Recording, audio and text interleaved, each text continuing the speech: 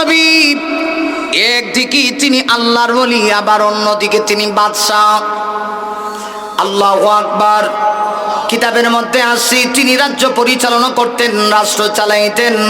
খলিফা হযরত উমর যেভাবে রাষ্ট্র পরিচালনা করতেন, হযরত উমরের ম্যাপ অনুযায়ী হযরত উমর যেভাবে রাষ্ট্র পরিচালনা করতেন, তিনিও এইভাবে রাজ্য পরিচালনা করতেন। হযরত উমর কেমন ছিলেন? বাদশাহ হওয়ার পরে তিনি কিন্তু রাত্রিবেলা ঘুমাতেন না। তিনি চিন্তা করতেন, আহারে আমার রাজ্যের কোনো একটা মানুষ যদি না খেয়ে মারা যায়, আমি কিয়ামতের দিন আল্লাহর আদালতে কেমনে জবাব দিব। এজন্য ছদ্মবেশে নবীর সাহাবী খলিফা হওয়ার পরে সারা রাত পাহারাদারি করতেন। সেই আদর্শটা ছিল সুলতান মাহমুদ গজনবীর ভিতরে। তিনিও বাদশাহ, একদিকে বড় আল্লাহওয়ালা, তার এই প্রদেশের গজন প্রদেশের শাহী মসজিদের যিনি খতিব, আবার দেখা যায় আবার তিনি বাদশাহ। এজন্য তার আদর্শটা ছিল হযরত উমরের হুবহু আদর্শ। সুলতান মাহমুদ গজনবী এত বড় বাদশাহ, এরপরও রাতের বেলা হযরত উমরের মতো তিনি সারা রাত ছদ্মবেশে ঘুরে বেড়াতেন, দেখতেন জনগণের অবস্থা, কেউ কোনো মুসিবতে আছে কিনা, কেউ কোনো বিপদে আছে কিনা, কারো কোনো সমস্যা আছে কিনা, কেউ কি কোনো অভাবের ভিতরে আছে কিনা। আল্লাহ ওয়ালা বাদশাহ হইলে কেমন হয় আমার ভাইয়ারা? আর এখন তো আমাদের অবস্থা এমন, বাদশাহ হওয়া লাগবে না, সামান্য একটু পাওয়ার পাইলে পিএস লাগে 10 জন। আরো জোরে। এমনি দেখবেন প্রয়োজন হলে আপনার ঠেং ধরে নেব, ভাই সাহেব আমার কথা কন না কেন, ঠিক না? আর প্রয়োজন হারাইলে দেখবেন আপনারে কেয়ার করে না।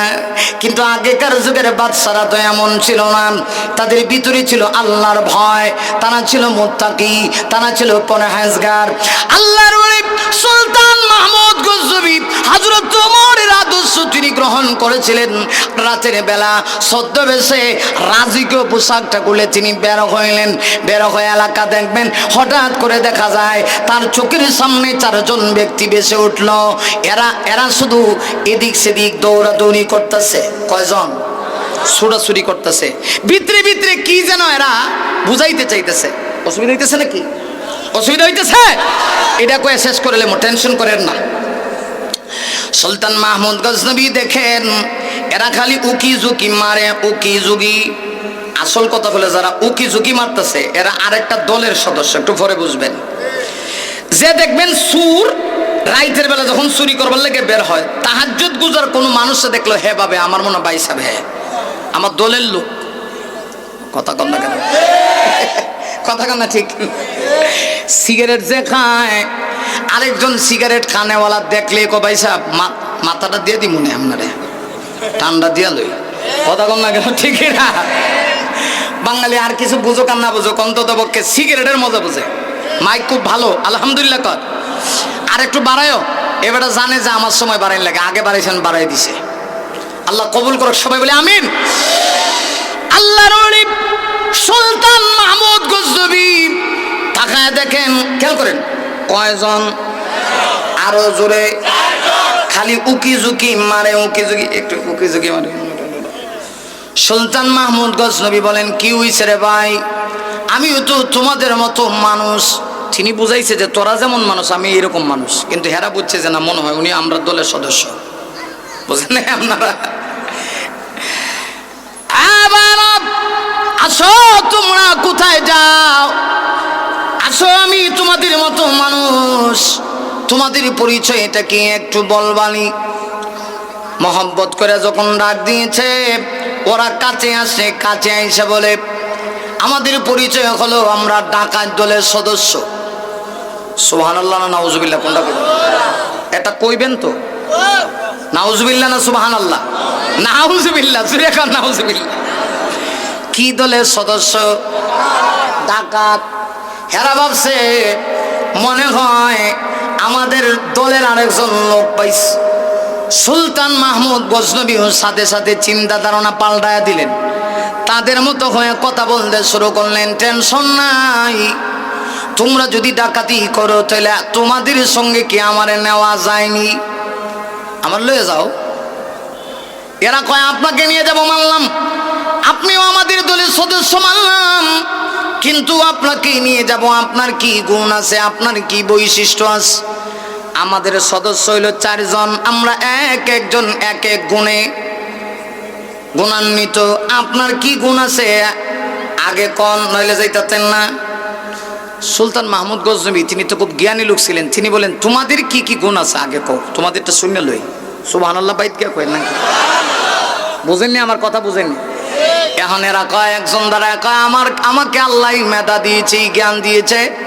আমি যে এলাকা বা যে বাড়িতে ডাকাতি করতে যাই, ওই বাড়িতে যদি বাড়িওয়ালার কোনো পালিত কুকুর থাকে, কুকুর বাসা দিয়া কি কয়, আমি তার বাসা ভালো করে বুঝতে পারি। তাহলে এইটা 2 নাম্বার। আরেকজন দাঁড়াইছে আমার আল্লাহ এমন জ্ঞান দিছে, যেই বাড়ি বা যে এলাকায় ডাকাতি করবো, ওই বাড়ির ভিতরে একবার যদি চোখ দিয়ে দেখি কোন জায়গায় কি মাল আছে, স্বর্ণ রূপা সব কইতারি। অসুবিধা হইতেছে আপনারা? 3 নাম্বার, আরেকজন বলতেছে আল্লাহ আমাকে এমন জ্ঞান দিয়েছে, দেওয়াল বা ওয়াল যত উঁচা হোক, ওয়াল টপকায়া আমি মাল লয়া টপ্পাস দিয়ে বেরোয় যাইতারি। আরেকজনে কয় আমার একটা বৈশিষ্ট্য আছে। কি বৈশিষ্ট্য? রাতের অন্ধকারে কোনো বাড়িতে যদি কোনো মানুষকে রাতের অন্ধকারে ছায়াটা পর্যন্ত দেখি, দিনের বেলা দেখলে বলতে পারি ওই লোকটাকে দিনের বেলা দেখলেই আমি তাকে চিনতে পারি। তাহলে তো ভালো ভালো গুণ, তোমাদের খুব সুন্দর সুন্দর গুণ। তুমি যে আমাদের সঙ্গে যাবা, তোমার কি গুণ? তিনি বলেন না, আমারও একটা গুণ আছে, আমার দাড়ি লম্বা। সুবহানাল্লাহ। আমি আমার দাড়ি যদি ডান দিক দিয়ে ঝুঁকাই, অপরাধী আসামির সাথে সাথে সাজা হয়ে যায়, ফাঁসি হয়ে যায়। বাম দিক দিয়ে যদি ঘুরাই, আসামি বেকসুর খালাস পেয়ে যায়। এখন 4 জনে কয় বস, আমি নিলাম গর বস, আপনারই আমরা দলের সদস্য রাখা দরকার। সুবহানাল্লাহ। সুলতান মাহমুদ গজনবী বলেন তাইলে রাখা যায়, কেন রাখবা? কয় আপনাকে রাখলে তো খুব লাভ, ডাকাতি করে মালটাল লয়া যখন ধরা পড়মু, আপনি আপনার দাড়িটা একটু বাম দিক দেখালে একটু ঘুরাইবেন। ঘুরাইলে তো আমরা কারবার হয়ে গেছে, সমস্যা কই। চলেন। সুলতান মাহমুদ গজনবী বলেন তোমরা কি করবা, ডাকাতি কোন জায়গায়? কই এলাকার বাদশাহ, গজন প্রদেশের বাদশাহ সুলতান মাহমুদের বাড়িতে আমরা ডাকাতি করবো। সুবহানাল্লাহ। এখন যার বাড়ি যাবে উনি তো হেলো গে সুবহানাল্লাহ কইতেন নাই পছন্দ। ঠিক আছে চলো, বাদশার বাড়িতে চলো। সুলতান মাহমুদ গজনবী ওই 4 জন বিশিষ্ট ডাকাত দলের সঙ্গী, তিনিও 5ম জন হয়া 5 নম্বর ব্যক্তি হয়া দেখতে চান এরা কেমনে ডাকাতি করে। দেখেন কত বড় আল্লাহ ওয়ালা, আবার কত বড় বাদশা। তিনি বলেন আমাকে বের করতেই হবে। তিনি তাদের সঙ্গে গেলেন। যাইতে যাইতে এবার ডাকাত দলের সদস্যরা সুলতান মাহমুদ গজনবীর বাড়ির ভিতরে ঢুকছে। ঢুকা মাত্রই কিতাবের মধ্যে লেখে তিনি একটা কুকুর পালতেন। এই কুকুর তার বাসা দিয়ে আওয়াজ দিয়া কয়, এরে ডাকাত দলের সদস্যরা শুন, তোরা 4 জন 5ম নাম্বার ব্যক্তি তোদের সঙ্গে যে আছে, এই হলো এই বাড়ির মালিক বাদশাহ। এখন 1ম নাম্বার যার এই বৈশিষ্ট্য ছিল যে কুকুরের কথা যিনি বুঝে, হে তার সঙ্গী সাথীদেরকে বলতেছে ভাইরা অবস্থা ভালো না। মিস্টার কুকুর মিয়া বলতেছে আমাদের সাথে 5ম ব্যক্তি যে লোকটা আছে, এই ব্যক্তি নাকি এই বাড়ির মালিক আবার বাদশা। হেরা থাপ্পর মেরে দাঁতটা ঘুরাইলাম, বিয়াদবের ঘরের বিয়াদব, বহুদিন তাফালিং মারছস না। উনি যদি বাদশাই হয়, এই বাড়ির মালিক হয়, তাহলে আমরা লোকে ডাকাতি করবো লেখা লেগাইব। সুবহানাল্লাহ বাইত গিয়া কয় নাকি? সুলতান মাহমুদ গজনবী কিছুই বলেন না। দেখেন তাদের অবস্থা কি। এখন আরেকজন আছে যার বৈশিষ্ট্য ছিল বাড়িতে ঢুইকা কোথায় কি মাল আছে সে সব কিছু বলে দিতে পারত। সারা রাত বাদশার বাড়িতে ডাকাতি কইরা মাল সামানা এক জায়গায় জোগাড় করছে। একদম ফজরের টাইম হয়ে গেছে, ফজরের নামাজের টাইম হয়ে গেছে। ঠিক এমন সময় নামাজি টাইমে সবাই মিলে ঘর থেকে বের হয়ে আসলেন। সুলতান মাহমুদ গজনবী তিনি আর পরিচয় দিলেন না। বের হয়ে আসা তার সঙ্গী সাথী 4 সদস্য ডাকাত টিম যারা ছিল তাদেরকে বলতেছেন, ভাইরা এখন আর হবে না, চলে যাও, একটু পরে তো বাদশাহ নামাজের জন্য প্রস্তুতি গ্রহণ করবে। বাদশার হাতে কিন্তু ধরা খাইলে অবস্থা খারাপ। কিন্তু তোমাদের পরিচয়টা একটু বলে যাও, কার বাড়ি কোথায়, কার পজিশন কোন পর্যায়ে, কে কোন সিস্টেমে বাড়াবাড়ি করো, সব আমার কাছে বলে যাইবা। কারণ আগামী কালকে আমি তো জিন্দগিতে তোমাদের সঙ্গে দেখা হয় নাই। আমি তোমাদের গন্তব্যে গিয়া ঠিকানা বের করে তোমাদের কাছে গিয়া রাতের বেলা ডাকাতি যা হয়েছে বন্টন করে নিব। এরাও কয় তাড়াতাড়ি করেন। সব কিছু কইরা সব ঠিকঠাক এরা চলে গেছে। কিতাবের মধ্যে লেখে সুলতান মাহমুদ গজনবী তার এখন আগের বেশ বাদশার পোশাক পরিধান করছেন করিয়া তিনি তো ইমাম সাহেব, ফজরের নামাজের টাইম হয়েছে, নামাজে চলে গেছে।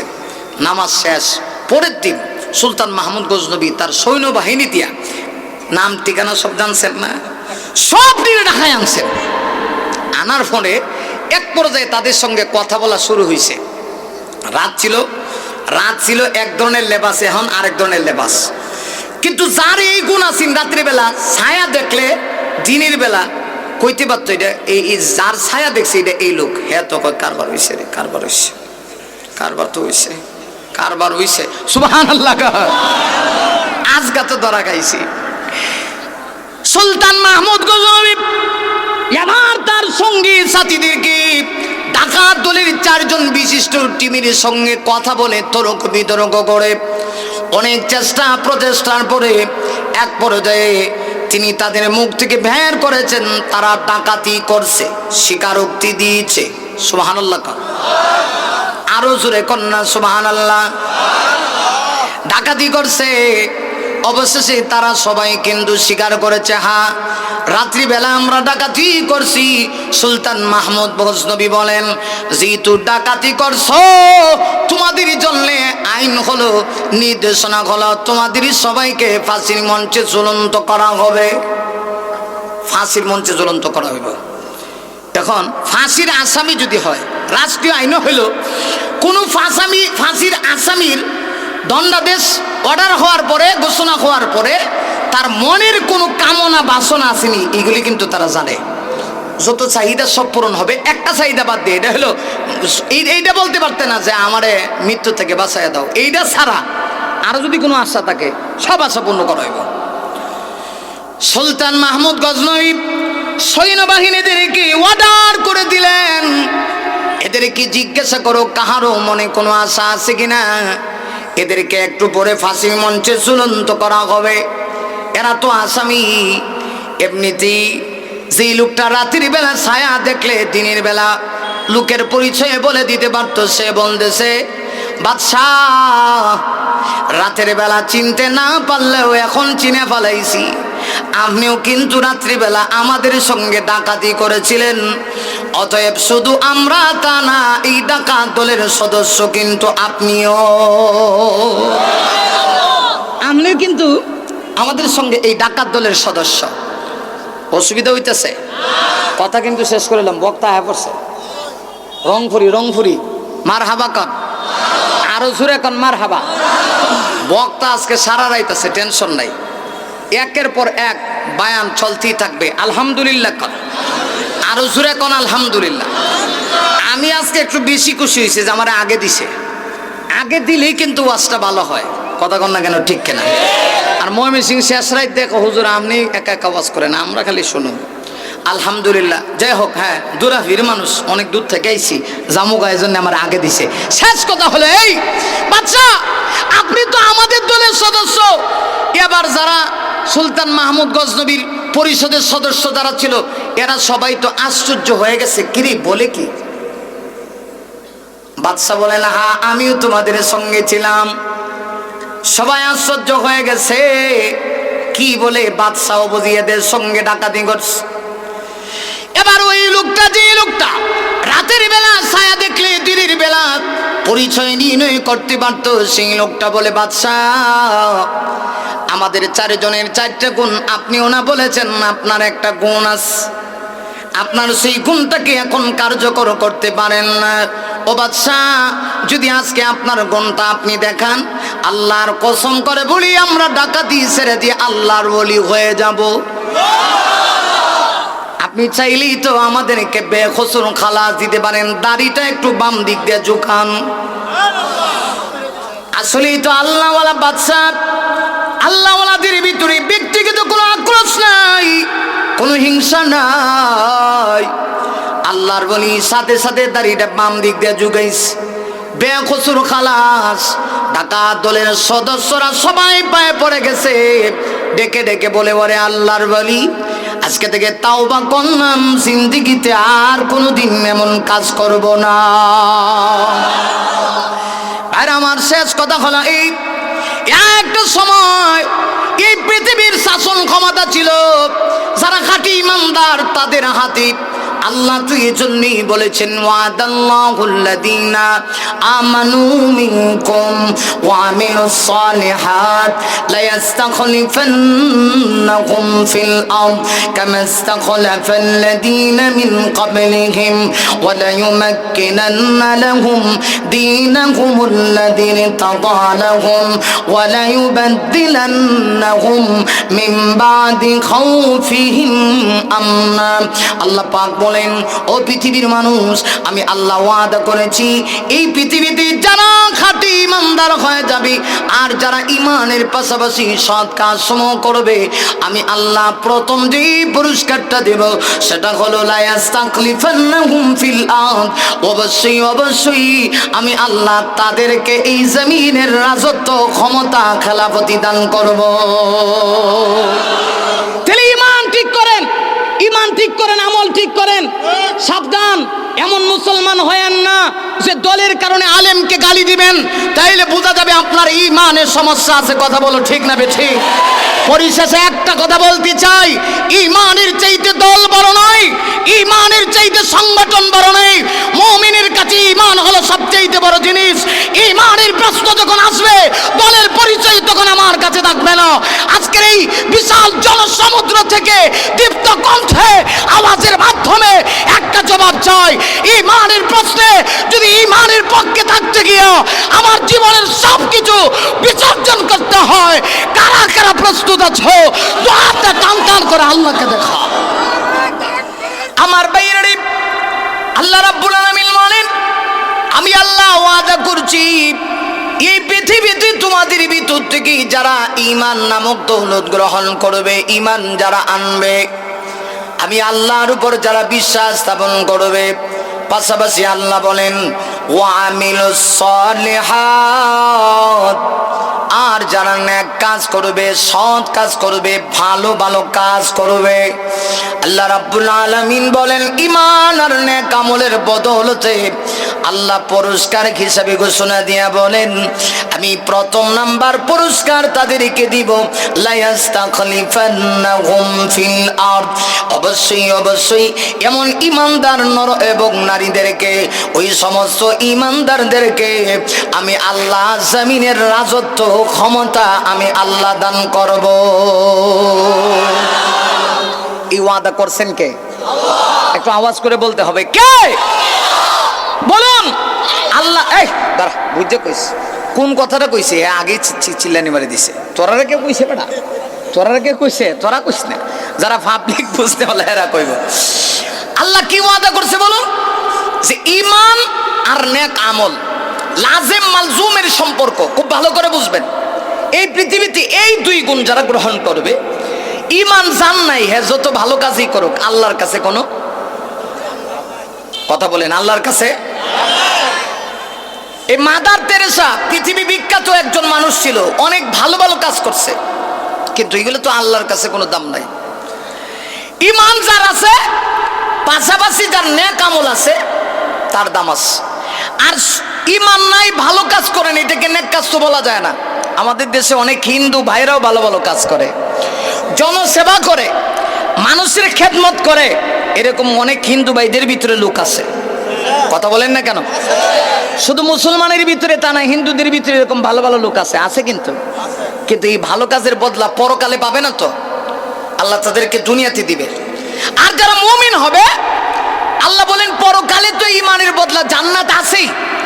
দুনিয়াতে আমি আল্লাহ যতগুলি পুরস্কার তোমাদেরকে দেব এর ভিতরে একটা পুরস্কার হলো লা ইয়াস্তাখলিফান্নাহুম ফিল আরদ। অবশ্যই অবশ্যই আমি আল্লাহ তাদেরকে জমিনের কর্তৃত্ব দিব, জমিনের শাসন ক্ষমতা আমি আল্লাহ তাদের হাতে দিব। এখন কি বুঝেন? শাসন ক্ষমতা দূরের কথা, ফিডা খাইয়ে তো জান বাঁচতেছে না।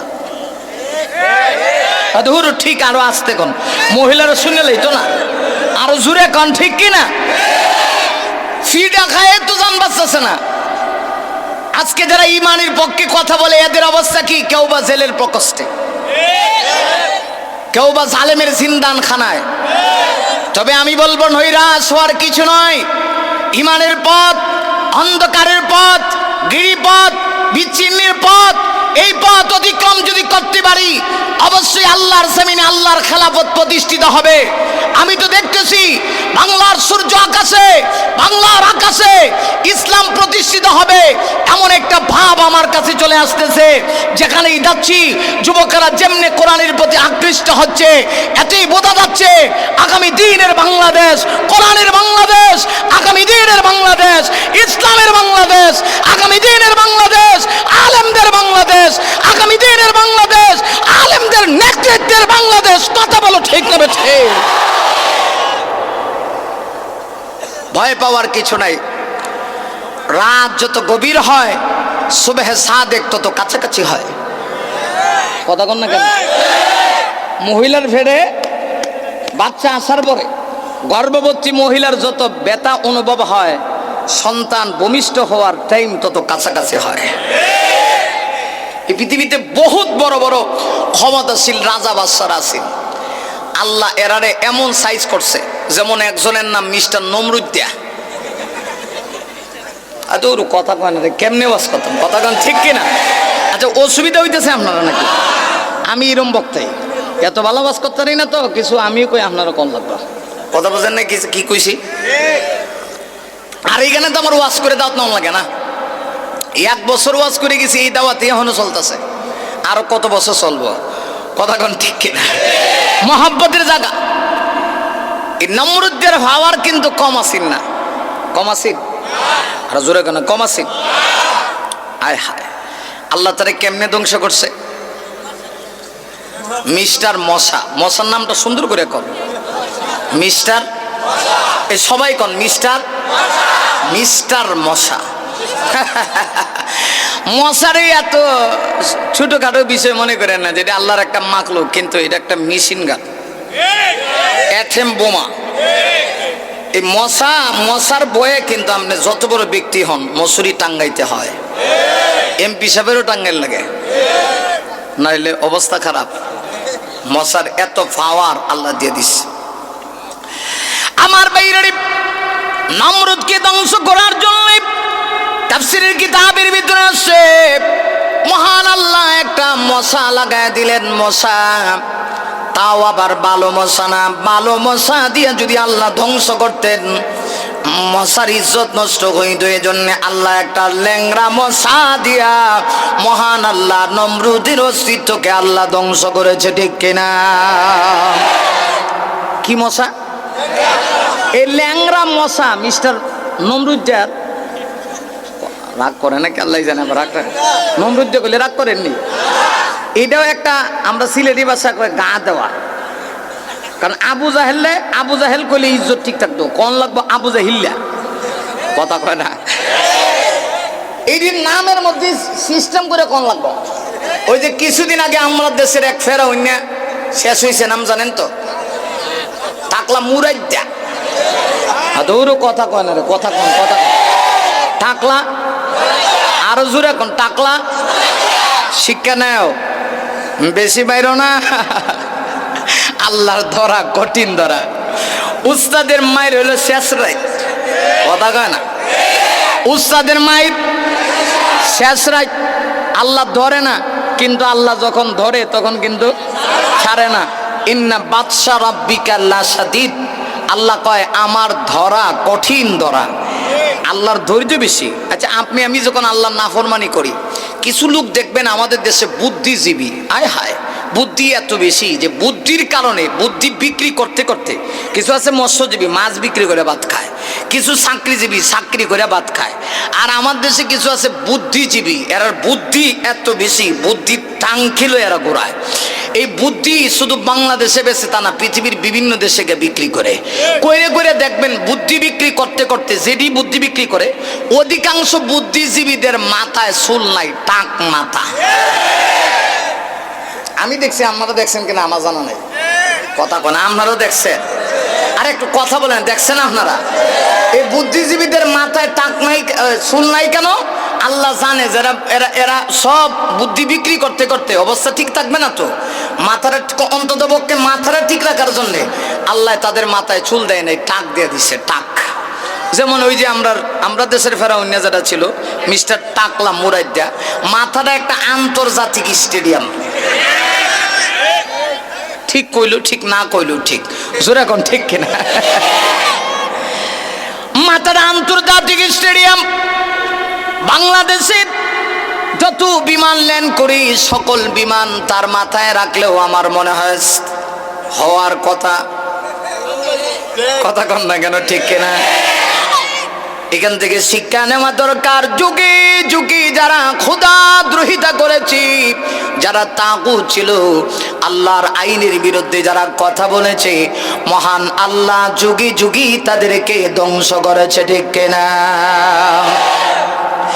আমার ভাইয়েরা যে কথা বলছিলাম, একটা সময় পৃথিবীতে অনেক বড় বড় রাজা বাদশারা ছিল, যাদের ক্ষমতায়, যাদের পাওয়ারি, যাদের গর্জনে, যাদের তর্জনে, যাদের অহংকারে, যাদের আমিতে এই দেশ তর তর তর তর করে কাঁপত। যেমন নমরুদ এত বড় পাওয়ারওয়ালা হয়ে গিয়েছিল, নিজে নিজেকে খোদা দাবি পর্যন্ত করে ফেলেছে। আল্লাহ রাব্বুল আলামিন ওই নমরুদকে ধ্বংস করার জন্য ল্যাংড়া একটা মশা যখন নাকের ভিতরে ঢুকায় দিলেন, নমরুদের পাওয়ার চলে গেল, আর পাওয়ার নেই। এই ল্যাংড়া মশা নাক থেকে যখন মাথা পর্যন্ত ঢুকে গেছে, নমরুদ তো পাগল হয়ে গেছে। এবার কর্মচারীদেরকে নিজেই বলে, মার, জনমের মতো জুতা নিয়ে আমাকে মার মার মার। আমার ভাইয়েরা, আল্লাহ বুঝা দিয়েছে, যুগে যুগে যারা ইসলামের বিরুদ্ধে কথা বলে, কোরআনের বিরুদ্ধে কথা বলে, তাদের ক্ষমতা কিন্তু চিরস্থায়ী না। কারণ আল্লাহ যখন ধরার মতো ধরে, আল্লাহ ধরলে পড়ে, আল্লাহর হাত থেকে বাঁচার মতো এই পৃথিবীতে কোনো শক্তি নাই, ঠিক কিনা? কিন্তু আমার যে কথাটা সেটা হলো, মুসলমান আজকে গোটা পৃথিবীতে আমরা ছিলাম সবচেয়ে দামি জাতি, সম্মানিত জাতি। আমরা তো সেই মুসলমান, যেই মুসলমানের আল্লাহু আকবারের আওয়াজে রাজা গৌর গোবিন্দের বিল্ডিং তছনছ হয়েছে। আরো জোরে কন্যা, ঠিক কিনা? আমরা তো সেই মুসলমান। সিলেটের মাটিতে যখন আল্লাহর নবী শাহজালাল আমরি রাহমাতুল্লাহি আলাইহি সিলেটের মাটিতে তিনি যখন আগমন করেছিলেন, তদানীন্তন যুগের পরাশক্তি ছিল, বাতিল শক্তি ছিল রাজা গৌর গোবিন্দ। এই রাজা গৌর গোবিন্দের ভয়ে সিলেটে তখনকার অবস্থা এমন ছিল, কোন মুসলমানের ঘর থেকে যদি কোনো সন্তান জন্ম নিত, এর ভয়ে আকিকা পর্যন্ত করতে পারত না, সে মানুষকে হত্যা করে ফেলত। ওর পাওয়ার এত বেশি ছিল, আল্লাহ রাব্বুল আলামিন তার পাওয়ার কেমনি ধূলিসাৎ করে দিলেন, ধ্বংস করে দিলেন। মহান আল্লাহ রাব্বুল আলামিন সুদূর সেই আমন দেশ থেকে মহান আল্লাহ তার একজন পেয়ারা, তার একজন খাস বান্দা হযরত শাহজালাল মুজাররাদি আমরি রাহমাতুল্লাহ আলাইহিকে সিলেটের মাটিতে আল্লাহ পাঠায় দিলেন। তিনি তার সঙ্গী সাথীদেরকে নিয়ে আসলেন। আপনারা জানেন 360 আউলিয়া সহ তিনি তার সঙ্গী সাথীদেরকে নিয়ে সিলেটের মাটিতে আগমন করলেন। আগমন করার পরে আল্লাহর ওলি শাহজালাল আমরি, কারণ আল্লাহ ওয়ালারা বিশ্বাস করি শুধু তলোয়ার দিয়ে ইসলাম প্রতিষ্ঠা হবে না, প্রয়োজন হলে তলোয়ারও লাগবে, কিন্তু শুধু শুধু মাইরা দইরা ইসলাম কায়েম করা যাবে না, ঠিক কিনা? এটা আমরা বিশ্বাস করি। এই কথায় আরেকটা কথা বুঝবেন না, কিছু লোক আছে বলবে তাহলে তো হুজুর ঠিক কথাই কইছেন, তাহলে আপনারাই কেন মাঝে মধ্যে লাঠি সডা লয়া রাস্তায় বের হন? এই তাহলে আপনারাই না কোন তলোয়ারের মাধ্যমে ইসলাম প্রতিষ্ঠিত হয় নাই? আরে মিয়া, ইসলাম সম্পর্কে আপনার ধারণা নাই। ইসলাম এই কথা বলে না আপনি এমনি এমনি কোনো মানুষের গায়ে আঘাত করবেন, এমনি এমনি লাঠি চার্জ করবেন। বরং আমার ইসলাম তো এমন ইসলাম, বিশ্বনবীর সারা জীবনের ইতিহাস নয়, শুধুমাত্র মাদানী জীবনের ইতিহাসটা একটু তালাশ করুন। বুখারী শরীফ খুলে দেখুন, আল্লাহর হাবিব বিভিন্ন যুদ্ধে সাহাবাই কারাম যখন অংশগ্রহণ করেছেন অথবা রসুল নেতৃত্ব দিয়েছেন, সাহাবীরা নবীর নেতৃত্বে অংশগ্রহণ করেছিলেন, অথবা কোনো সাহাবীকে আমির বানায়া আল্লাহর রসুল জিহাদি পাঠিয়েছেন, তখন নবীজি স্পষ্ট ভাষায় জানিয়ে দিয়েছেন, তোমরা অন্যায়ভাবে কাহারো গায়ে আঘাত করবে না, মোকাবেলা হবে ঠিক, তাগুদের সাথে মোকাবেলা করবা, কিন্তু তরবারি আগে উঠাবে না। বেঈমানেরা তরবারি আগে উঠাবে, এরপরে মুসলমানেরা তরবারি উঠাবে। এটা আমার ইসলামের শিক্ষা। তবে এর অর্থ এই না আপনি ইসলামের উপরে আঘাত করবেন, আমি প্রতিরোধ করব না, এটা আমার ইসলামে নয়। ইসলামে যেমন আমার রাসূলের সুন্নাহ, মিষ্টি খাওয়া যেমন সুন্নাহ, ঠিক তদ্রূপভাবে প্রয়োজনে মাথায় পাগড়ি বেঁধে নবীর দ্বীন ইসলাম টিকানোর জন্য জিহাদের ময়দানে তরবারি উঠায়া বাতিলের মোকাবেলা করাও সুন্নাহ, ঠিক কিনা বলো? হযরত শাহজালাল মুজাররদ ইয়ামনি রাহমাতুল্লাহ আলাইহি সঙ্গী সাথী কয়জন?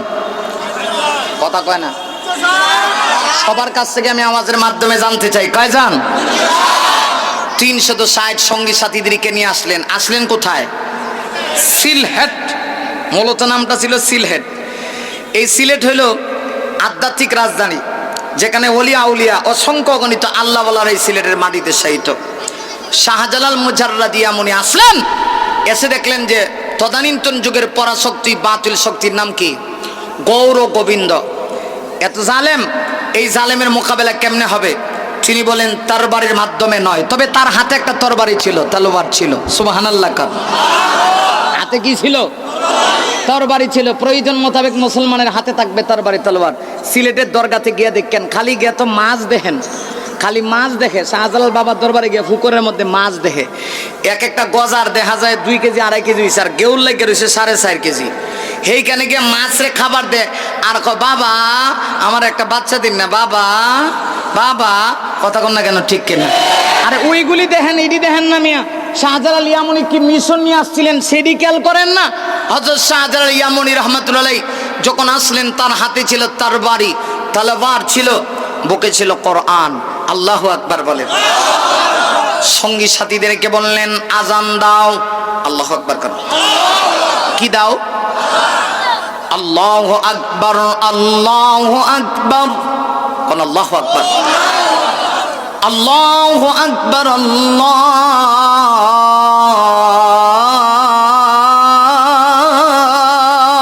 আকবার। সঙ্গী সাথীদেরকে বললেন আজান দাও। যেই মুহূর্তে আজান দিছে, ইতিহাসের বইয়ে পাওয়া যায় গৌর গোবিন্দের কলিজা গলাতায় পড়ছে। সুবহানাল্লাহ। আগামী বছর করেন। কোন জায়গায় আইছে? কি আইছে? কি আইছে? কলিজা চিনেন আপনারা? গৌর গোবিন্দের কলিজা ভিতর থেকে বের হয়ে গলাত আইছে, গলাত। এত ভয় পাইছে, এত ভয় পাইছে। আর আজকে আলেমদেরকে দেখলে ভয় পায় না, উষ্টা মেরে ফালায় দেয়। এর কারণ কি? আমাদেরও কিছু দোষ আছে, আমরা এখানে আল্লাহর ওলিদের বলছি না। এই যে আব্দুল হক সাহেব ময়মনসিংহের বড় আলেম, ওনাদের মতো আলেম আমরা হইতে পারছি না। হাফিজ যে হুজুরের মতো আলেম আমরা হইতে পারছি না। যদি হইতে পারি, আল্লাহর কসম, আজও আল্লাহর পক্ষ থেকে আমাদেরকে এমন একটা ক্ষমতা দেওয়া হবে, যেই ক্ষমতার কারণে গোটা পৃথিবীর বাতিল শক্তি দেখেই ভয় পাবে। আল্লাহর ওলি হযরত শাহজালাল ইয়ামনি রাহমাতুল্লাহ আলাইহি সঙ্গী সাথীদেরকে বললেন আজান দাও। যেই মুহূর্তে আজান দেওয়া হয়েছে, গৌর গোবিন্দ, রাজা গৌর গোবিন্দের কলিজা গলায় চলে আসছে। এমন ভয় পাইছে ভাই, রাজা গৌর গোবিন্দ এখন আতঙ্কিত হয়ে গেছে। জ্যোতিষদেরকে ডাইকা বলে, কিরে কি হইল, দেখ কোনোভাবে বাঁচা যায় কিনা। জ্যোতিষরা কয়, স্যার মাপ চাই, দোয়া চাই, সব জায়গায় হাত দেওয়া যায় না, আগুনে হাত দিলে সমস্যা আছে, এটা পানি না, এটা হলো আগুন। আল্লাহ ওয়ালা দিনের সঙ্গে লাগা যায় না। আমার ভাইয়ারা, এমনিতেই গৌর গোবিন্দ এত ভয় পেয়েছি, সঙ্গী সাথীদের কি বলি, কেমনে বাঁচবো, শাহজালালের সামনে থেকে কিভাবে যাব। এমনিতেই সিদ্ধান্ত হয়ে গেল বাঁচার একটা পথ আছে, কারণ আল্লাহ ওয়ালাদের আধ্যাত্মিক চোখ কিন্তু খোলা থাকে। কেমনে বাঁচবেন সিদ্ধান্ত নিয়েছে, সাপুরিয়াকে ডাকা হবে। সাপুরিয়ার ছোট বড় সাপের অনেক বাক্স আছে, বড় বাক্সের ভিতরে গৌর গোবিন্দকে ভরে দেওয়া হবে। এই অবস্থায় সাপুরিয়া বাক্সের ভিতরে ভরে আল্লাহর ওয়ালির সামনে দিয়ে চলে যাবে। আল্লাহর ওয়ালি টের পাবে না, স্থান পরিত্যাগ করবে। কিন্তু তারা জানে না আল্লাহ ওয়ালাদের ভিতরগত আল্লাহর দেওয়া আলাদা একটা শক্তি কাজ করে। সাপুরিয়া আসলো, আসার পরে রাজা গৌর গোবিন্দকে সাপের বড় বাক্সের ভিতরে ভইরা শাহজালাল লিয়ামনির সামনে দিয়ে নিয়ে যাবে। সাপুরিয়া ভাই যখন যাচ্ছে, যেতে যেতে সামনে রাস্তার পয়েন্টে গিয়া দেখে আল্লাহর ওয়ালি শাহজালাল লিয়ামনি দাঁড়ায় সাপুরিয়াকে সালাম দেয়। জোরে গন সুবহানাল্লাহ। আল্লাহর ওয়ালি সালাম দেয়া কয়, ও ভাই সাপুরিয়া, কোথায় যাও? সাপের খেলা দেখামু। কই যাও? হাটে যাই। কয় আমারে আজকে দেখাও। সুবহানাল্লাহ। আগামী বছর বাইত গিয়া কয়, এটি সুবহানাল্লাহ কইতো না, আমার ওয়াজ শুনতো না। একটু জোরে সুরে আওয়াজ দিয়ে কর না সুবহানাল্লাহ। আল্লাহু আকবার। শাহজালাল লিয়ামনি আল্লাহর ওলি ডেকে বলেন, ও সাপুরিয়া ভাই, কোথায় যাও? যাই হাঁটি, যাই সাপের খেলা দেখাবো, আমাকেও দেখাও। কয় হুজুর টাইম নাই, জায়গা। কয় আমি তো তোমার টাকা দিমু। কয় হুজুর বাজারে অনেক লোক অপেক্ষা করতেছে, আজকে দেখাতে পারবো না। আল্লাহর ওলি ডেকে বলেন, না আমাকে দেখাতে হবে। তাই বুঝি হুজুর, আমার কাছে অনেক সাপ আছে, আমি ছোট ছোট সাপগুলি আপনাকে দেখাবো, বড়টা দেখাবো না। এটা বড় মজলিসে দেখাতে হয়। আল্লাহর ওলি ডেকে বলেন, না আমি ছোট সাপের খেলা দেখবো না, আমি বড় সাপটাকে দেখতে চাই, আসল সাপটাকে দেখতে চাই। এমনিতেই সাপুরিয়া বলে, আল্লাহর ওলি মাপ চাই, মাফ করে দেন, ভুল হয়ে গেছে, জিন্দিগিতে আর কোনোদিন এমন কাজ করব না। আল্লাহর ওলি বলেন, কি করেছো তুমি? কয় কি করেছি আপনি অবশ্যই জানেন, আমি বড় বাক্সটা করলেই দেখবেন কি সাপ লয়ে আসি। আল্লাহর ওলি ডেকে বলেন, এই জন্যই তো বলছি ছোট সাপ দেখতে চাই না, বড় বাক্সের মুখটা একটু খোলো, বড় সাপের বাক্সের মুখটা খোলো, আমি দেখতে চাই। এমনিতেই মুখ যখন খোলা হলো, আল্লাহর ওলি তাকা দেখে গৌর গোবিন্দ। গৌর গোবিন্দ কয়, আহারে কই কার সঙ্গে মোকাবেলা করব, আমি বুঝি এখন জানটা বাঁচাতে পারবো না। আল্লাহর ওলি ডেকে বলেন, বের হও, আমি তোমার সঙ্গে মোকাবেলা করতে আসি নাই, আমি এসেছি দ্বীনের দাওয়াত নিয়ে। ইসলামী কথা বলে না কাহাকে মায়েরা তুইরা ইসলামের দিকে নিয়ে আসতে হবে, দ্বীনের পথে নিয়ে আসতে হবে। অতএব আমি তোমার সঙ্গে মোকাবেলা করব না। চাইলে তুমি হেদায়েত গ্রহণ করতে পারো, চাইলে ঈমান গ্রহণ করতে পারো, আর না চাইলে না গ্রহণ করতে পারো। তবে আমি সত্যের দাওয়াতটা তোমার কাছেই পৌঁছে দিলাম। আমার পানের বাইরা, আমি যে কথা বোঝাতে চেয়েছিলাম, একটা সময় এমন ছিল আল্লাহ ওয়ালারা, খাঁটি ইমানদাররা জমিনের কর্তৃত্ব নেতৃত্ব করেছে। আল্লাহ ওয়ালাদেরকে দেখে গোটা পৃথিবী ভয় পেয়েছে, কিন্তু আজকে ভয় পায় না। এর একমাত্র কারণ হলো আমাদের মূল জায়গায় সমস্যা, ঈমান আছে কিন্তু প্রকৃত ঈমান নাই। কথা কোন ঠিক কিনা? আমাদের ঈমানের ভিতরে পাওয়ার নাই, দুর্বল ঈমান। সেই দুর্বল ঈমানের কারণে আজকে গোটা পৃথিবীতে মুসলমানেরা জালেমের নির্যাতনের শিকার। একটা সময় এমন ছিল মুসলমানের ক্ষমতা এমন ছিল, মুসলমান আল্লাহু আকবারের আওয়াজ দিয়েছে, বাতিলের গর্জন, বাতিলের তখ্তে তাউজ ধ্বংস হয়েছে। কথা কোন ঠিক কিনা? মুসলমান তুই জাতির নাম, ইমানদার তুই জাতির নাম, যে ইমানদার ইমানদারেরা দাজলা নদীর উপর দিয়া উটের উপরে সওয়ারি হয়ে ঘোড়ার উপরে সওয়ারি হয়ে ইমানদারেরা পার হয়েছে।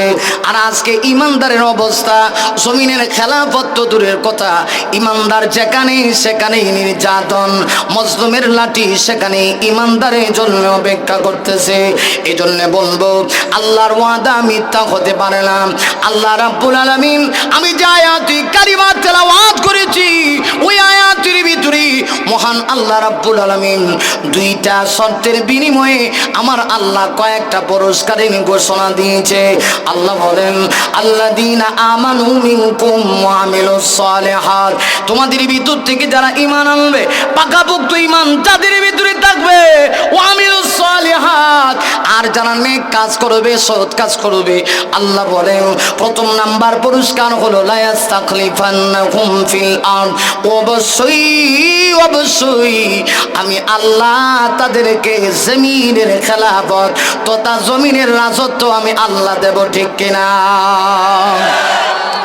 এমনকি ভাইরা আমার এই কথাও আমার নাম আল্লাহ রাব্বুল আলামিন নিজেও তো কোরআনুল কারীমের অন্য এক আয়াতের ভিতরে বলেছেন আন্নাল আরদা ইয়ারিসুহা ইবাদিয়াস সালিহুন।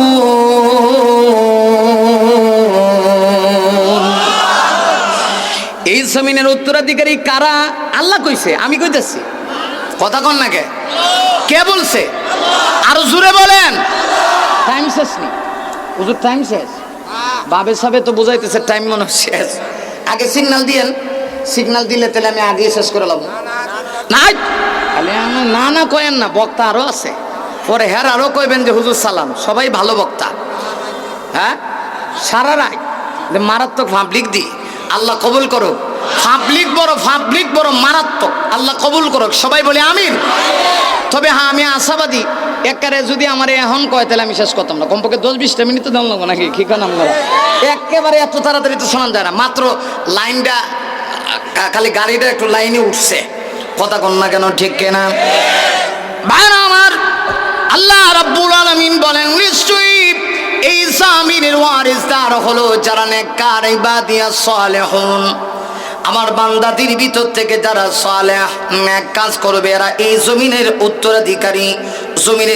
উত্তরাধিকারী হলো এরা। এজন্যই তো গোটা পৃথিবীতে আমরা বলতে পারি ইমানদারদের কারণে বেঈমান কাফেররা খায়। কারণ বিবাহের বাড়িতে দেখবেন যত আয়োজন হয় সব কিন্তু জামাইকে কেন্দ্র করে হয়, ঠিক কিনা?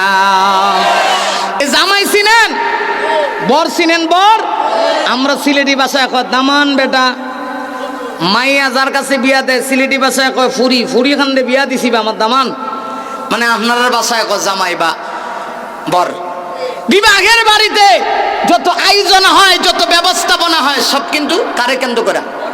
বর বলেন, কারে কেন্দ্র করে? বর বা জামাই। আর আমরা সিলেটি ভাষায় দামান, সেটাই কর। এই জামাইকে কেন্দ্র করে, বরকে কেন্দ্র করে, দামানকে কেন্দ্র করে।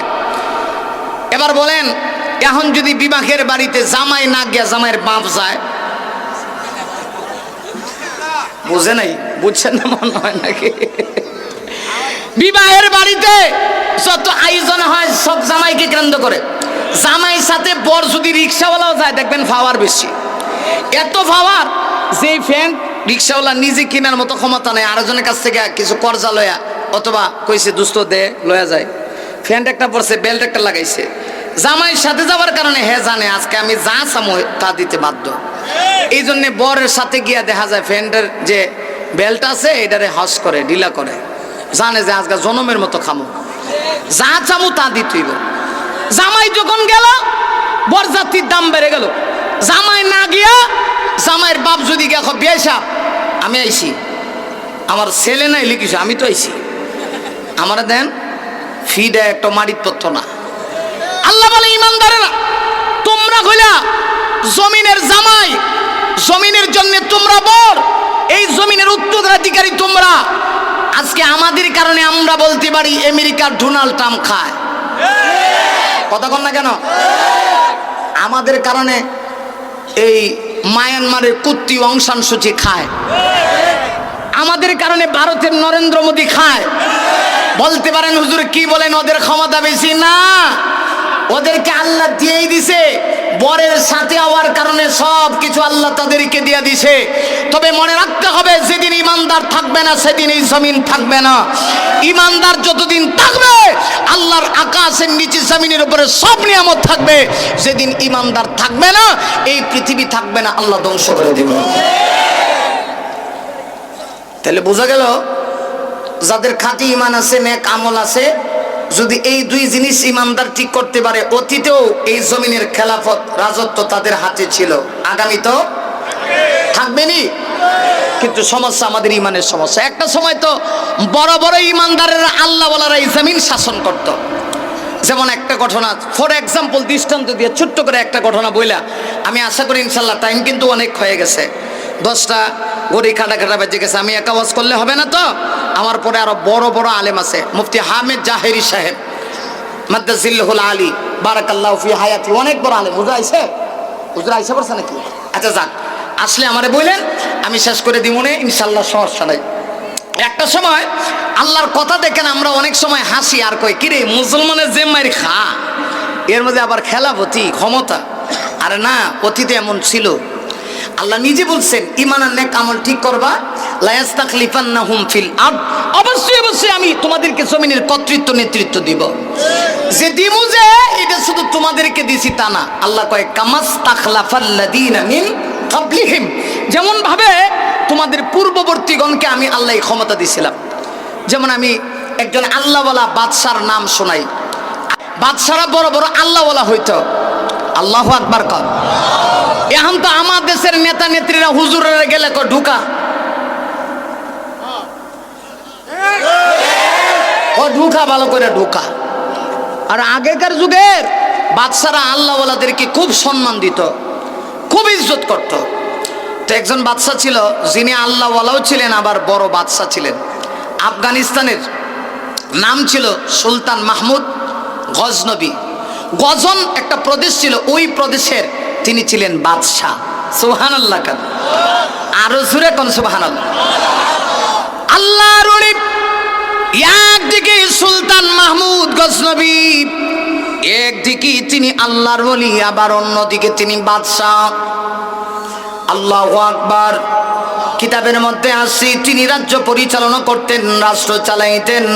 খলিফা হযরত উমর যেভাবে রাষ্ট্র পরিচালনা করতেন, হযরত উমরের ম্যাপ অনুযায়ী হযরত উমর যেভাবে রাষ্ট্র পরিচালনা করতেন, তিনিও এইভাবে রাজ্য পরিচালনা করতেন। হযরত উমর কেমন ছিলেন? বাদশাহ হওয়ার পরে তিনি কিন্তু রাত্রিবেলা ঘুমাতেন না।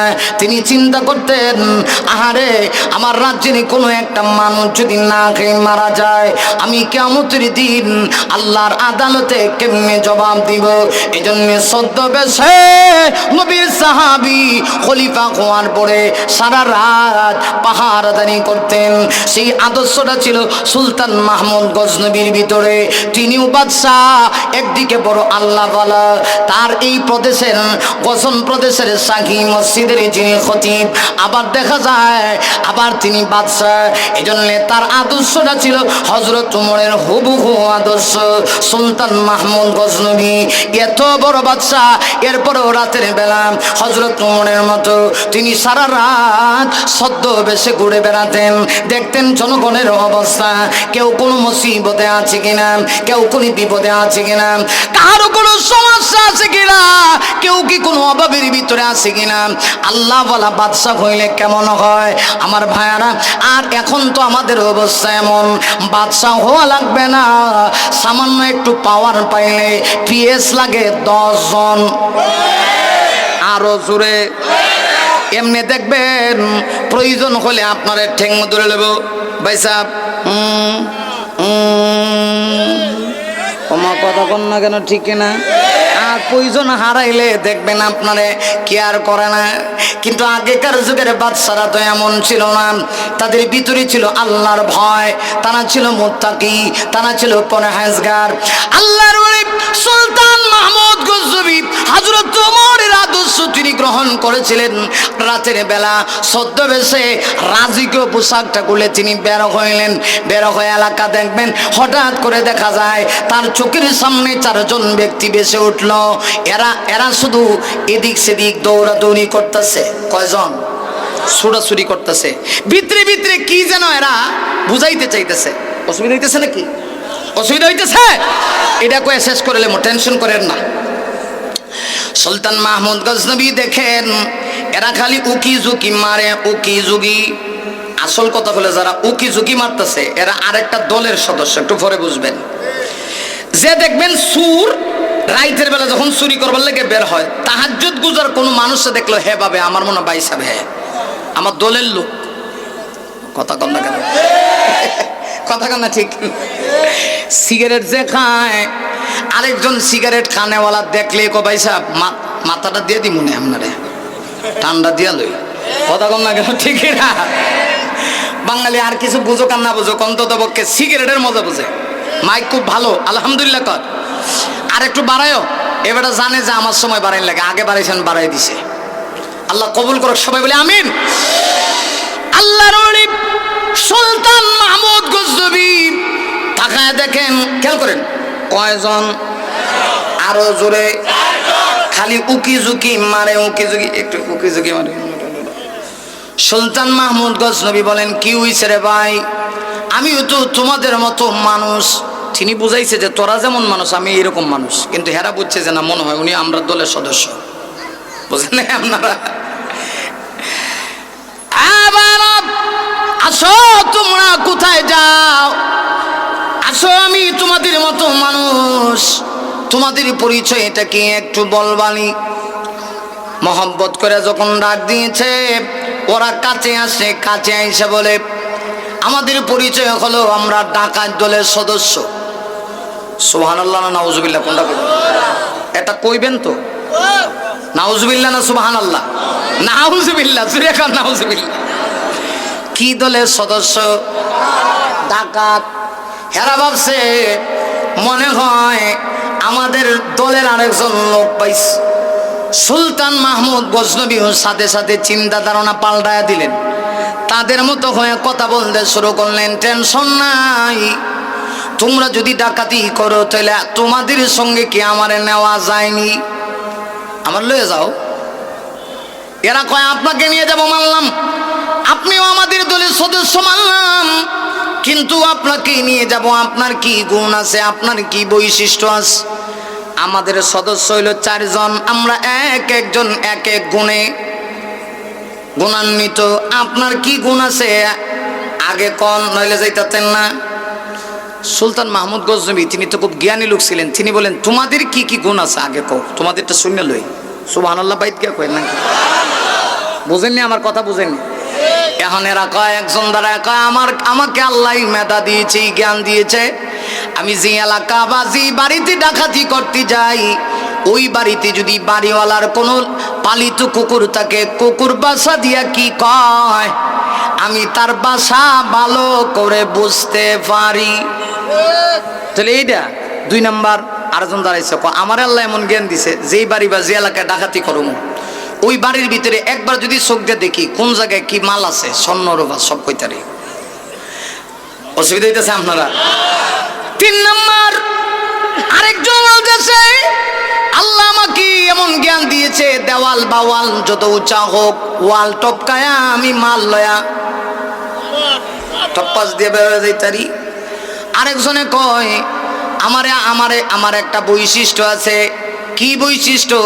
রাতের অন্ধকারে কোনো বাড়িতে যদি কোনো মানুষকে রাতের অন্ধকারে ছায়াটা পর্যন্ত দেখি, দিনের বেলা দেখলে বলতে পারি ওই লোকটাকে দিনের বেলা দেখলেই আমি তাকে চিনতে পারি। তাহলে তো ভালো ভালো গুণ, তোমাদের খুব সুন্দর সুন্দর গুণ। তুমি যে আমাদের সঙ্গে যাবা, তোমার কি গুণ? তিনি বলেন আমারও একটা গুণ আছে, আমার দাড়ি লম্বা। সুবহানাল্লাহ। আমি আমার দাড়ি যদি ডান দিক দিয়ে ঝুঁকাই অপরাধী আসামি সাথে সাথে সাজা হয়ে যায়, ফাঁসি হয়ে যায়। বাম দিক দিয়ে যদি ঘুরাই আসামি বেকসুর খালাস পেয়ে যায়। এখন 4 জনে কয় বস আমি নিলাম গর বস, আপনারই আমরা দলের সদস্য রাখা দরকার। সুবহানাল্লাহ। সুলতান মাহমুদ গজনবী বলেন তাইলে রাখা যায়, কেন রাখবা? কয় আপনাকে রাখলে তো খুব লাভ, ডাকাতি করে মালটাল লয়া যখন ধরা পড়মু আপনি আপনার দাড়িটা একটু বাম দিক দেখালে একটু ঘোরাইবেন, ঘোরাইলে তো আমরা কারবার হয়ে গেছে, সমস্যা কই। চলেন, সুলতান মাহমুদ গজনবী বলেন, তোমরা কি করবা? ডাকাতি কোন জায়গায়? ওই এলাকার বাদশাহ, গজন প্রদেশের বাদশাহ সুলতান মাহমুদের বাড়িতে আমরা ডাকাতি করব। সুবহানাল্লাহ। এখন যার বাড়ি যাবে উনি তো হেললো গে সুবহানাল্লাহ কইতেন নাই পছন্দ। ঠিক আছে, চলো বাদশার বাড়িতে চলো। সুলতান মাহমুদ গজনবী ওই চারজন বিশিষ্ট ডাকাত দলের সঙ্গী, তিনিও পঞ্চম জন হয়া, 5 নম্বর ব্যক্তি হয়া দেখতে চান এরা কেমনে ডাকাতি করে। দেখেন কত বড় আল্লাহ ওয়ালা, আবার কত বড় বাদশা। তিনি বলেন আমাকে বের করতেই হবে। তিনি তাদের সঙ্গে গেলেন। যাইতে যাইতে এবার ডাকাত দলের সদস্যরা সুলতান মাহমুদ গজনবীর বাড়ির ভিতরে ঢুকছে। ঢুকা মাত্রই কিতাবের মধ্যে লেখে তিনি একটা কুকুর পাল দেন। এই কুকুর তার বাসা দিয়ে আওয়াজ দিয়া কয়, এরে ডাকাত দলের সদস্যরা শুন, তোরা 4 জন 5ম নাম্বার ব্যক্তি তোদের সঙ্গে যে আছে এই হলো এই বাড়ির মালিক বাদশাহ। এখন 1ম নাম্বার যার এই বৈশিষ্ট্য ছিল যে কুকুরের কথা যিনি বুঝে, হে তার সঙ্গী সাথীদেরকে বলতেছে, ভাইরা অবস্থা ভালো না। মিস্টার কুকুর মিয়া বলতেছে, আমাদের সাথে 5ম ব্যক্তি যে লোকটা আছে এই ব্যক্তি নাকি এই বাড়ির মালিক আবার বাদশাহ। হেরা থাপ্পর মেরে দাঁতটা ঘুরাইলাম, বিয়াদবের ঘরের বিয়াদব, বহুদিন তাফালিং মারছস না। উনি যদি বাদশাহ হয়, এই বাড়ির মালিক হয়, তাহলে আমরা লোকে ডাকাতি করবো লেখা লেগাইব। সুবহানাল্লাহ বাইত গিয়া কয় নাকি? সুলতান মাহমুদ গজনবী কিছুই বলেন না। দেখেন তাদের অবস্থা কি। এখন আরেকজন আছে যার বৈশিষ্ট্য ছিল বাড়িতে ঢুইকা কোথায় কি মাল আছে সে সব কিছু বলে দিতে পারত। সারা রাত বাদশার বাড়িতে ডাকাতি কইরা মাল সামানা এক জায়গায় জোগাড় করছে। একদম ফজরের টাইম হয়ে গেছে, ফজরের নামাজের টাইম হয়ে গেছে। ঠিক এমন সময় নামাজি টাইমে সবাই মিলে ঘর থেকে বের হয়ে আসলেন। সুলতান মাহমুদ গজনবী তিনি আর পরিচয় দিলেন না। বের হয়ে আসা তার সঙ্গী সাথী 4 সদস্য ডাকাত টিম যারা ছিল তাদেরকে বলতেছেন, ভাইরা এখন আর হবে না, চলে যাও। একটু পরে তো বাদশাহ নামাজের জন্য প্রস্তুতি গ্রহণ করবে। বাদশার হাতে কিন্তু ধরা খাইলে অবস্থা খারাপ। কিন্তু তোমাদের পরিচয়টা একটু বলে যাও, কার বাড়ি কোথায়, কার পজিশন কোন পর্যায়ে, কে কোন সিস্টেমে বাড়াবাড়ি করো, সব আমার কাছে বলে যাইবা। কারণ আগামী কালকে আমি তো জিন্দগিতে তোমাদের সঙ্গে দেখা হয় নাই। আমি তোমাদের গন্তব্যে গিয়া ঠিকানা বের করে তোমাদের কাছে গিয়া রাতের বেলা ডাকাতি যা হয়েছে বন্টন করে নিব। এরাও কয় তাড়াতাড়ি করেন। সব কিছু কইরা সব ঠিকঠাক এরা চলে গেছে। কিতাবের মধ্যে লেখে সুলতান মাহমুদ গজনবী তার এখন আগের বেশ বাদশার পোশাক পরিধান করছেন। কইরা তিনি তো ইমাম সাহেব, ফজরের নামাজের টাইম হয়েছে, নামাজে চলে গেছে। নামাজ শেষ, পরের দিন সুলতান মাহমুদ গজনবী তার সৈন্যবাহিনী দিয়া, নাম ঠিকানা সব জানছেন না, সব দিনে ঢাকায় আনছেন। আনার ফলে এক পর্যায়ে তাদের সঙ্গে কথা বলা শুরু হয়েছে। রাত ছিল এক ধরনের লেবাস, এখন আরেক ধরনের লেবাস।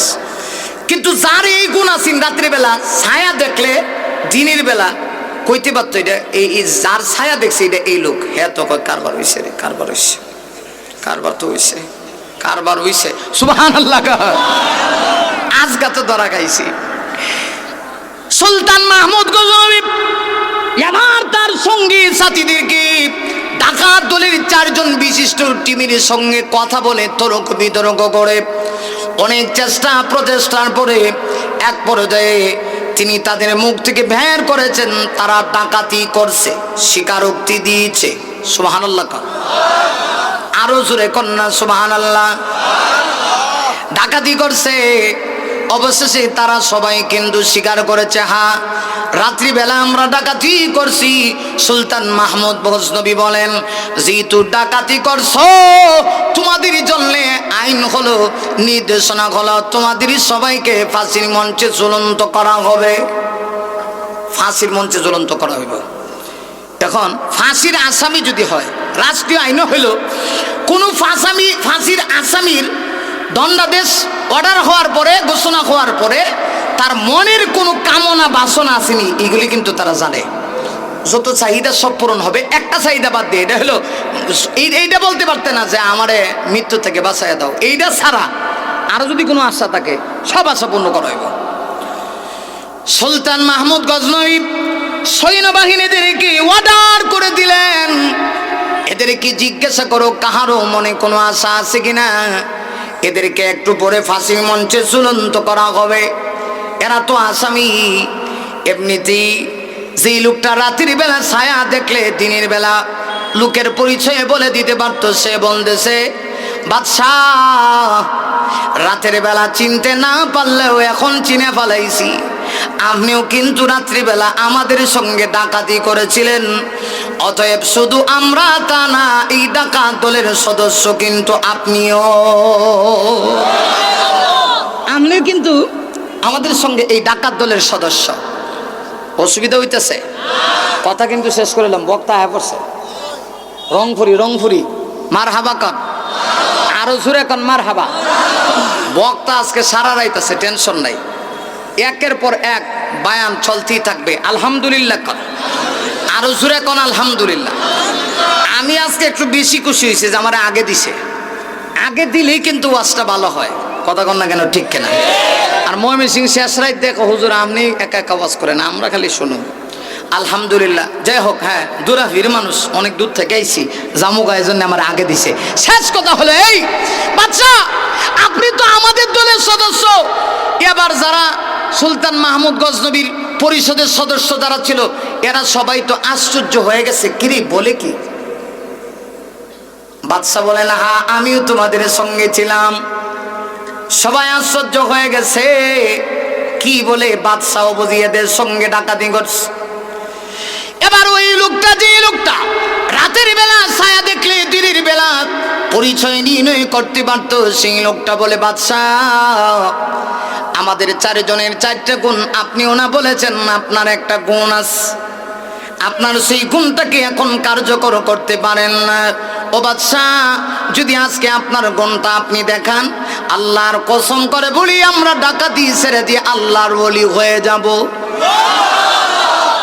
আপনি চাইলেই তো আমাদেরকে বেখসুর খালাস দিতে পারেন, দাড়িটা একটু বাম দিক দিয়ে ঝুঁকান।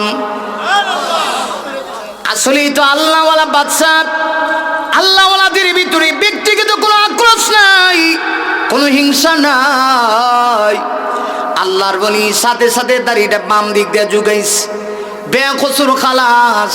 ডাকাত দলের সদস্যরা সবাই পায়ে পড়ে গেছে, ডেকে ডেকে বলে ওরে আল্লাহর বলি আজকে থেকে তাওবা করলাম, জিন্দেগিতে আর কোনোদিন এমন কাজ করব না।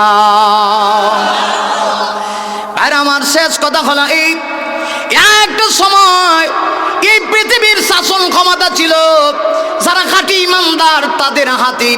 আল্লাহ তো এই জন্যই বলেছেন ওয়াদাল্লাহুল্লাযীনা আমানু মিনকুম ওয়া আমিলুস সালিহাত লা ইস্তাখলিফান্নাহুম ফিল আরদ কামা ইস্তাখলাফাল্লাযীনা মিন ক্বাবলিহিম ওয়া লা ইউমাক্কিনান্না লাহুম দীনাহুমুল্লাযী ইরতাদা লাহুম ওয়া লা ইউবাদদিলান্নাহুম মিন বাদি খাউফিহিম আমনা।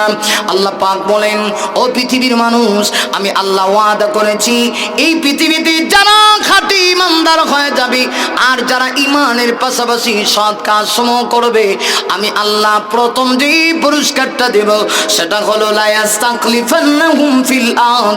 অবশ্যই অবশ্যই আমি আল্লাহ তাদেরকে এই জমিনের রাজত্ব, ক্ষমতা, খেলাফতি দান করব। তাহলে ইমান ঠিক করেন, ইমান ঠিক করেন, আমল ঠিক করেন। সাবধান, এমন মুসলমান হয়েন না যে দলের কারণে আলেমকে গালি দিবেন, তাইলে বোঝা যাবে আপনার ইমানের সমস্যা আছে। কথা বলো ঠিক না বেঠিক? পরিশেষে একটা কথা বলতে চাই, ইমানের চাইতে দল বড় নয়, ইমানের চাইতে সংগঠন বড় নয়। মুমিনের কাছে ইমান হলো সবচেয়ে বড় জিনিস। ইমানের প্রশ্ন যখন আসবে, দলের পরিচয় তখন আমার আমার কাছে থাকবে না। আজকের এই বিশাল জনসমুদ্র থেকে দীপ্ত কণ্ঠে আওয়াজের মাধ্যমে একটা জবাব চাই, ঈমানের প্রশ্নে যদি ঈমানের পক্ষে থাকতে গিয়ে আমার জীবনের সবকিছু বিসর্জন করতে হয়, কারা কারা প্রস্তুত আছো? দুহাতটা টান টান করে আল্লাহকে দেখা।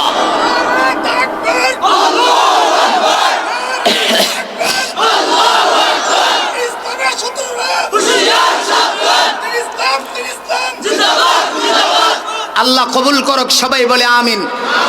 শেষ পর্যায়ে যারা আলেম আছে, হক্কানে আলেম, তাদের সঙ্গে থাকবেন তো ইনশাআল্লাহ?